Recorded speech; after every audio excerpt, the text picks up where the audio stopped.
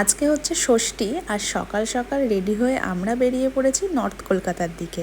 আর আজকে আমি আর কৃষ্ণেন্দু বেরিয়েছিলাম কৃষ্ণেন্দুরই কলেজ ফ্রেন্ডের সাথে। প্রত্যেকদিন একই রকম ভিডিও হয়ে যাচ্ছে বলে ভাবলাম কিছু ভিডিও তোমাদেরকে শর্টসের মাধ্যমে এইভাবে শেয়ার করি। আর তাই রেডি হয়ে একদম জায়গায় পৌঁছেই তোমাদের সাথে ভিডিওগুলো শেয়ার করছি। প্রথমে আমরা এসেছিলাম জগৎ মুখার্জি পার্কে। জগৎ মুখার্জি পার্কের এবারের থিম ছিল এআই টেকনোলজি যেরকম হয় সেরকমভাবেই প্যান্ডেলটা করেছে। সেই থিমের সাথে মিল করে ওরা যে প্রতিমা করেছে সেটা কিন্তু অসাধারণ ছিল। যদিও প্যান্ডেলটা আমাদের কাছে খুব বেশি কিছু মনে না হলেও তবে প্রতিমা কিন্তু অসাধারণ লেগেছিল। আর এখন আমরা চলে আসলাম কুমারটুলি পার্ক। এটার প্যান্ডেলটাও খুব সিম্পল, তবে প্যান্ডেল সিম্পল থাকলেও প্রতিমা কিন্তু ছিল ভীষণ সুন্দর, ভীষণ মিষ্টি। আর কুমারটুলি পার্ক থেকে বেরোনোর সময় মেলা তো প্রতি বছরই বসে, এই বছরও বসেছিল।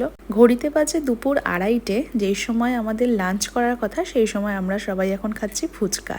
আসলে সবাই আমরা প্ল্যান করেইছিলাম বেশি ভারী কিছু খাবো না, কারণ তাহলে বেশি হেঁটে আর ঠাকুর দেখতে পারবো না। কুমারটুলি পার্ক থেকে বেরিয়ে এসেছিলাম কুমারটুলি সার্বজনীনে। আর ওদের এবছরের থিম ছিল নারায়ণ দেবনাথকে ট্রিবিউট। তো নারায়ণ দেবনাথের বিভিন্ন ক্যারেক্টারকে নিয়ে বেশ সুন্দর একটা গানও ভেতরে চলছিল, ভালোই লাগছিল। আর সেখান থেকে হাঁটতে হাঁটতে চলে আসলাম হাতিবাগান সার্বজনীন। হাতিবাগান সার্বজনীন থেকে দেখে বেরিয়ে এখন আমরা এসেছি কাশী বসলেন।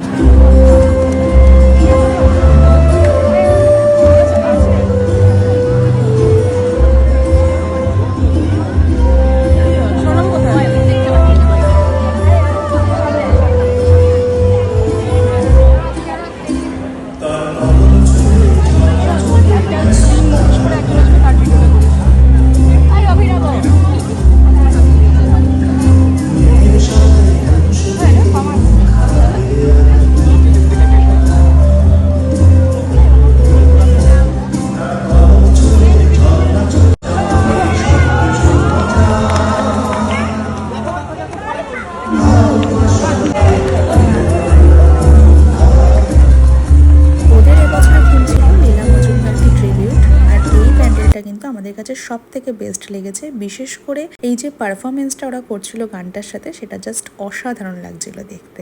আর এরপর আবার একটু মোমো খেয়ে আমরা চলে গেলাম আমাদের নেক্সট ডেস্টিনেশন। আর সারাদিন যে আমরা কি পরিমাণে হেঁটেছি সেটা তোমরা হয়তো বুঝতেই পারছো। শুরু করেছিলাম জগৎ মুখার্জি পার্ক দিয়ে আর শেষ করছি চোরবাগানের ঠাকুর দেখে। আর সবার সাথে আমাদের এই ষষ্ঠীর দিনটা কিন্তু ভীষণ ভালো কাটলো। আর পাপা কিন্তু আজকে আমাদের সাথে আসেনি, সেটা তো তোমরা দেখতেই পেয়েছো। যেহেতু আজকে আমাদের প্ল্যানটাই ছিল এরকম, তো সেই জন্য ওকে আর নিয়ে আসিনি। আর এই গরমে কুলপি খেতে খেতে একটু রেস্ট নিয়ে এবার আমরাও যাব বাড়ির দিকে। তাহলে ভিডিওটা কেমন লাগলো অবশ্যই কমেন্ট করো।